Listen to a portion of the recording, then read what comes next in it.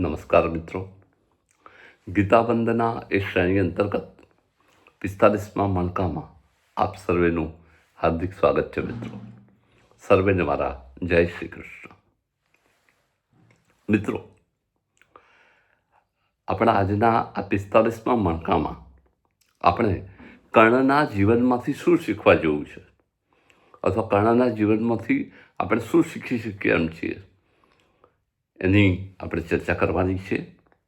પણ એ પહેલાં જો મિત્રો હજુ સુધી તમે આ ચેનલને સબસ્ક્રાઈબ ના કરી હોય તો કરી દેવા વિનંતી, કે જેથી આજના વિડીયોમાં જે માહિતી મળી રહેશે એવી જ સરસ માહિતી તમને સૌથી પહેલાં મળી રહે. એટલા માટે આ ચેનલને પહેલાં સબસ્ક્રાઈબ કરી દેજો. આખો વિડીયો સંપૂર્ણ રીતે જોજો અને તમને યોગ્ય લાગે એવી સરસ મજાની કોમેન્ટ પણ એમાં કરજો. તો મિત્રો, આપણે ભગવદ્ ગીતાના પ્રથમ અધ્યાય અર્જુન વિષાદ યોગના 8મા શ્લોકની ચર્ચા કરી રહ્યા છીએ અને એમાં કર્ણના સંદર્ભમાં આપણે આ બધી વાતો વિચારી રહ્યા છીએ. તો સૌથી પહેલાં આપણી પરંપરા પ્રમાણે આપણે સૌથી પહેલાં 8મા શ્લોકનું પારાયણ કરીશું અને પછીથી આપણે આપણા વિષયની ચર્ચા કરીશું. તો અર્જુન વિષાદ યોગ એ પ્રથમ છે, ગીતાનો અધ્યાય છે, પહેલો અધ્યાય છે. એનો 8મો શ્લોક આ પ્રમાણે છે: ભવાન ભીષ્મશ્ચ કર્ણશ્ચ કૃપશ્ચ સમિતિંજય અશ્વત્થામા વિકર્ણશ્ચ સૌમદત્તિસ્તથૈવ ચ. આપણે ભવાન એટલે દ્રોણાચાર્ય, કેમ કે દુર્યોધન દ્રોણાચાર્ય પાસે આવીને પોતાના સૈન્યના જે વિશેષ નાયકો છે એના વિશે વાતચીત કરી રહ્યો છે. એટલે ભવાનથી એ દ્રોણાચાર્યને ઉદ્દેશી રહ્યો છે. એટલે ભવાન એટલે આપ શ્રીમાન એટલે દ્રોણાચાર્ય, ભીષ્મશ્ચ એટલે ભીષ્મ પિતામહ, અને કર્ણશ્ચ અને એટલે કર્ણ. તો આપણે કર્ણ વિશે વાતચીત ચાલી રહી છે. તો કર્ણના જીવનમાંથી આપણે શું શીખવાનું છે મિત્રો? ખાસ કરીને આજની જે નવી પેઢી છે, આજની જે યુવા પેઢી છે, એમણે કર્ણના જીવનમાંથી ઘણું બધું શીખવા જેવું છે. આમ તો ઘણી બધી વાતો થઈ શકે, પણ મુખ્ય 5 વાતો એવી મેં તારવી છે કે જે કર્ણના જીવનમાંથી આપણે શીખવા જેવી છે, દરેકે શીખવા જેવી છે. અને એમાં ખાસ કરીને આજના યુવા મિત્રોએ તો ખાસ શીખવા જેવી છે. કર્ણનું જીવન એટલે જુઓ, સતત સંઘર્ષનું જીવન, સતત ઉપેક્ષાનું જીવન, સતત અન્યાયનું જીવન, અને છતાંય એ દાનવીર પણ બની શક્યો, શ્રેષ્ઠ યોદ્ધા પણ બની શક્યો. તેના જીવનમાંથી જે મહત્વની 5 વાતો શીખવા જેવી છે એ આ પ્રમાણે છે. સૌથી પહેલી વાત કર્ણના જીવનમાંથી શીખવા જેવી છે તો એ છે કે જીવનમાં ક્યારેય હાર ના માની લેવી પોતાની. આજની યુવા પેઢી નાની નાની વાતોમાં ડિપ્રેશનમાં આવી જાય છે. નાની નાની વાતોમાં પોતાના જીવનને છોડી દેવા માટે મજબૂર બની જાય છે.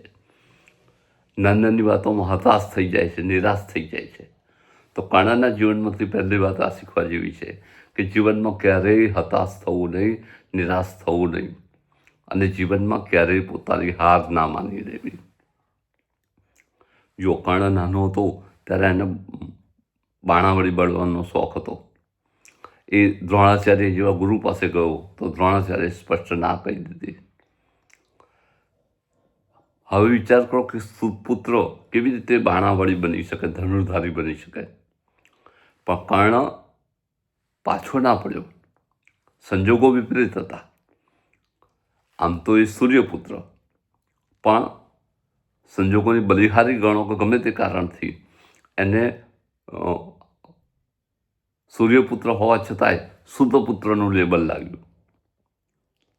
એ લેબલ સાથે જ એને પોતાનો પ્રયત્ન ચાલુ રાખ્યો અને હતાશ ના થયો, નિરાશ ના થયો.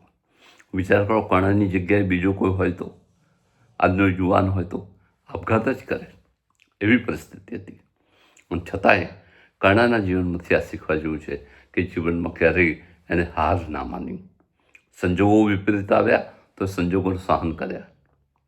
वो सुबह कभी तो आएगी. હંમેશા યુવાનોએ આ વાત યાદ રાખવાની છે કે જીવનમાં નિરાશાની પળો આવે, જીવનમાં હતાશાની પળો આવે, આપણું ધારેલું ના થાય તો એ વખતે જ્યારે રાતના અંધારા જ દેખાતા હોય ચારે જગ્યાએ, ચારે દિશાઓમાં, ત્યારે એને એ યાદ રાખવાનું, વો સુબહ કભી તો આએગી. એક દિવસ ચોક્કસ ટૂંક સમયમાં સવાર થવાની છે. અને આશા એ માણસને જીવાડે છે. તો જીવનમાં ક્યારેય હાર ના માનવી, આ પહેલો ગુણ કર્ણમાંથી શીખવા જેવો છે. બીજો ગુણ કર્ણમાંથી શીખવા જેવો છે, સતત કામ કરતા રહેવું.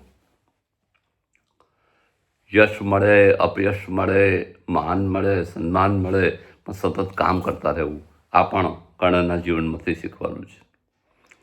જો નાનપણમાં એને બાણાવળી બનવું હતું, બધાએ ના પાડી, બરાબર, તત્કાલીન જે ગુરુઓ હતા એ બધાએ ના પાડી દીધી. એ વખતે જો કર્ણે હતાશ થઈને છોડી દીધું હોત બાણાવળી બનવાનું સ્વપ્ન, તો એ સ્વપ્ન પૂરું કરી શક્યો હોત ખરો? એટલા માટે તમારું જે કોઈ સ્વપ્ન હોય એને પૂરું કરવા માટે રાત દિવસ મથ્યા રહો. આપણા પૂર્વ રાષ્ટ્રપતિ અબ્દુલ કલામ સાહેબ તો બહુ સરસ વાત કરતા હતા કે સ્વપ્ન એ નથી કે જે તમને ઊંઘમાં આવે છે, પણ સ્વપ્ન એ છે કે જે તમને ઊંઘવા દેતું નથી. આવું સ્વપ્ન હોય, બરાબર, તો તમે કામ કરી શકો. અને એનું જે પરિણામ આવવાનું હોય, ગીતામાં પણ ભગવાને કહ્યું છે, કર્મણી એવ અધિકારસ્તે, કર્મણી એવ અધિકારસ્તે. તારો અધિકાર માત્ર કર્મ કરવામાં છે. અને ગહના કર્મણો ગતિ, એ નિયમ પ્રમાણે કર્મ એનું ફળ આપ્યા વગર રહેવાનું જ નથી. તો એક દિવસ ચોક્કસ એનું ફળ મળશે. એ શું ફળ મળશે, ક્યારે ફળ મળશે, એની ચિંતા કર્યા વગર માત્ર કર્મ કરતા રહો, બસ. સતત કર્મ કરતા રહેવું, આ કર્ણ પાસેથી બીજી શીખવા જેવી વાત છે. ત્રીજી કર્ણ પાસેથી શીખવા જેવી વાત છે એ છે, ક્યારેય પોતાનો આત્મવિશ્વાસ ગુમાવવો નહીં, ગમે તે પરિસ્થિતિ આવે. આકાશ પાતાળ એક થઈ જાય, પણ આપણો આત્મવિશ્વાસ ના ગુમાવવો જોઈએ. સતત કોઈ કામ કરતા જઈએ અને એમાં આપણને સતત નિષ્ફળતા મળતી હોય, છતાંય પોતાની અંદરનો આત્મવિશ્વાસ ના ગુમાવવો જોઈએ. કર્ણને આટલા અન્યાયો થયા, આટલા અપમાનો થયા, એની જે વેદના છે ને, એ તો સંસ્કૃતના મહાકવિ ભાસે કર્ણભારમ એ નાટકમાં સરસ રીતે પ્રસ્તુત કરી છે. પણ સંસ્કૃતના બીજા એક મહાકવિ થઈ ગયા, એમનું નામ છે ભટ્ટનારાયણ. એમણે વેણી સંહાર નામનું એક સરસ મજાનું નાટક લખ્યું છે. અને એમાં કર્ણને જે સુતપુત્રનું જે લેબલ લાગેલું, એના સંદર્ભમાં કર્ણની શું પ્રતિક્રિયા હતી. જ્યારે એને કહેવામાં આવ્યું કે તું તો સુતપુત્ર છું, તું કેવી રીતે લડી શકું અથવા તું તારી વીરતા બતાવી શકું કે છે, ત્યારે જે કર્ણની વેદના છે એ ભટ્ટનારાયણે વેણી સંહારમાં આ રીતે રજૂ કરી છે. સુતો વા સુતપુત્રો વા યો વા કો વા ભવામ્યહમ દૈવાયત્તમ કુલે જન્મ મદ્દાયત્તમ તુ પૌરુષમ. શું કહે છે? સુતો વા સુતપુત્રો વા, હું સુત હોઉં કે સુતપુત્ર હોઉં, યો વા કો વા ભવામ્યહમ, હું જે હોઉં કે છે. દૈવાયત્તમ કુલે જન્મ, કયા કુળમાં જન્મ મળવો એ તો દેવના આધીન છે. દૈવાયત્તમ કુલે જન્મ, એ તો દેવના આધીન છે. પણ મદ્દાયત્તમ તો પૌરુષમ, મારા હાથમાં પૌરુષ છે કે છે, મારા હાથમાં તાકાત છે કે છે. તો આ જે કર્ણ છે, આ જે એનો આત્મવિશ્વાસ છે, એ આજના યુવાન મિત્રોએ ખાસ શીખવા જેવો છે કે કોઈ પણ પરિસ્થિતિ હોય, આપણો આત્મવિશ્વાસ ગુમાવવાનો નહીં. જો આપણો આત્મવિશ્વાસ આપણો ગુમાવીશું નહીં, તો આપણને ચોક્કસ આપણું ધાર્યું પરિણામ ચોક્કસ આપણને આવીને મળી જ જશે. કર્ણના જીવનમાંથી જે ચોથો ગુણ શીખવા જેવો છે એ વચન પાલનનો ગુણ છે. તમે જુઓ, એના જીવનમાંથી સુતપુત્રનું લેબલ કોણે ખસેડ્યું? દુર્યોધને. અને એને અંગ દેશનો રાજા બનાવ્યો, એને સમકક્ષ બનાવ્યો અને અર્જુનની સાથે એના કારણે એ પ્રતિસ્પર્ધામાં ઊભો રહ્યો. માત્ર આ જ કારણે કર્ણે એ વખતે દુર્યોધનને કહી દીધું કે મિત્ર, આજથી મારું જીવન તને સમર્પિત છે. તું જે કંઈ કરીશ એ તમામમાં હું તારી સાથે રહીશ કે છે, અને મારા જીવનના છેલ્લા શ્વાસ સુધી હું તારા માટે કામ કરીશ. જુઓ, આ વચનથી જે કર્ણ બંધાયો એ વચન એને મરતા સુધી પાડ્યું. અરે, યોગેશ્વર કૃષ્ણ, જે સ્વયં ભગવાનનો અવતાર હતો, એમણે કર્ણને મહાભારતનું યુદ્ધ શરૂ કરતા પહેલા બાજુમાં લઈ જઈને વાતચીત કરી કે તને ખબર છે, તું તો કુંતી પુત્ર છું, તો જ્યેષ્ઠ પાંડવ છું, આ દુર્યોધનનો સાથ છોડી દે અને આ બાજુ આવી જા, તો જ્યારે આ ગાદી મળશે ત્યારે સૌથી પહેલો તને જ અધિકાર મળશે જ્યેષ્ઠ પાંડવ તરીકેનો. તારો જ રાજ્યાભિષેક થશે અને યુધિષ્ઠિર પણ તને મોટા ભાઈ તરીકે માન આપશે. બીજો કોઈ માણસ હોય તો આટલી મોટી લાલચ જોઈને ગભરાઈ જાય, અથવા તો છેવટે લાલચમાં આવી જાય અને પછી તરત જ એમ કે સારું તમે કહો છો તો હું માની લઉં છું. આટલો મોટો લાભ કોણ જવા દે, ચક્રવર્તી રાજા બનવાનો અને એ હસ્તિનાપુરની ગાદીનો. પણ તરત જ કારણે કહ્યું કે કેશવ, માફ કરજો, બહુ મોડું થઈ ગયું. હું કુંતી માતા અને મારા ભાઈઓનો હું અત્યારે સ્વીકાર કરી શકું એમ નથી. કેમ કે મેં દુર્યોધનને વચન આપ્યું છે કે હું એના પક્ષે રહીને યુદ્ધ કરીશ, માટે મારું આજીવન હું દુર્યોધનના પક્ષે જ રહીશ. મારા જીવનના છેલ્લા શ્વાસ સુધી હું દુર્યોધન માટે જ જીવીશ અને દુર્યોધન માટે જ મરીશ. જો આ વચન પાલનતા છે. આજના જીવનમાં આપણે શું શીખવા જેવું છે? આપણે કામ ધંધાના સ્થળે મોડા પહોંચીએ છીએ અને એના કારણે જીવનમાં બધા પ્રશ્નો ઊભા થાય છે. આપણે કોઈને સમય આપ્યો હોય ત્યાં મોડા પહોંચીએ એટલે લેટ લતીફ એવી આપણી એક નવી ઓળખ ઊભી થાય. તમને ખબર છે, હિન્દી ફિલ્મોની અંદર એક સુપરસ્ટાર રાજેશ ખન્ના, એ એવો મોટો સુપરસ્ટાર કે એને લોકો લેવા માટે, એની તારીખો લેવા માટે પડાપડી કરતા હતા. એમાં આનંદ પિક્ચર બન્યું અને એમાં અમિતાભે ડૉક્ટરનો રોલ ભજવ્યો. આ ડૉક્ટરનો રોલ હતો સામાન્ય, પણ રાજેશ ખન્ના જે મુખ્ય પાત્ર હતો એની સાથે ટક્કર આપે એવો રોલ હતો.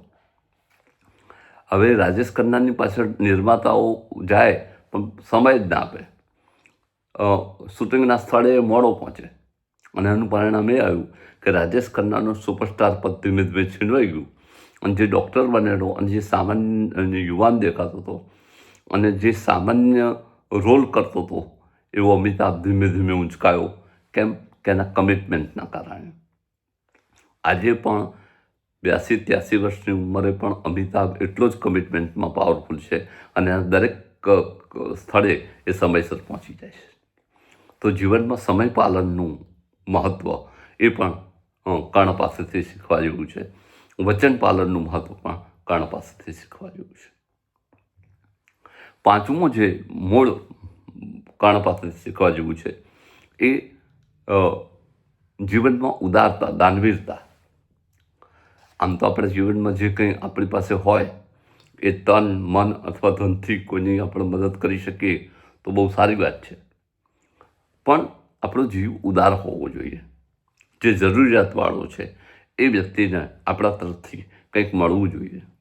કર્ણે તો પોતાના જન્મ સાથે જોડાયેલા કવચ અને કુંડળ ઇન્દ્રને આપી દીધા. સૂર્યદેવે ના પાડી હતી કે તું ના આપીશ, એ તારી પાસે કવચ કુંડળ લેવા ઇન્દ્રદેવ આવશે બ્રાહ્મણનો વેશ ધરીને. પણ એ વખતે કર્ણે કહી દીધું કે ના, હું તો આપીશ જ. અને કર્ણે એનું વચન પાલન કરી બતાવ્યું. અરે, મરતા પણ પોતાના સોનાના દાંત, આપણે એ વાત જોઈ ગયા છે કે કૃષ્ણને દાનમાં આપી દીધા. તો આવી દાનવીરતા કદાચ આપણે જીવનમાં ના આવી શકીએ, પણ કમસે કમ આપણે કોઈને ઉપયોગી બનીએ. એટલા માટે બહુ સરસ એક વિવેચકે કહ્યું છે કે જીવનમાં યોગી બનવું એના કરતાં ઉપયોગી બનવું સારું. આપણે કોઈના જીવનમાં ઉપયોગી બનીએ, બરાબર, તો આપણા જીવનનો અર્થ છે. તો આવી 5 મહત્ત્વની બાબતો કર્ણ પાસેથી શીખવા જેવી છે મિત્રો. તો આપણે કર્ણ પાસેથી એ શીખીશું. અને કર્ણનો કિરદાર B.R. ચોપરાએ જે મહાભારત બનાવેલું એમાં કર્ણનો સરસ મજાનો કિરદાર એટલે ભૂમિકા પંકજ ધીર નામના એક મોટા કલાકારે ભજવેલી. એ હમણાં જ દિવંગત થયા છે. તો આજનો એપિસોડ, આજનો મણકો આપણે એમને સમર્પિત કરીએ છીએ. અને અહીંયા સાથે હું આપને વિરમું છું મિત્રો. સર્વેને મારા જય શ્રી કૃષ્ણ.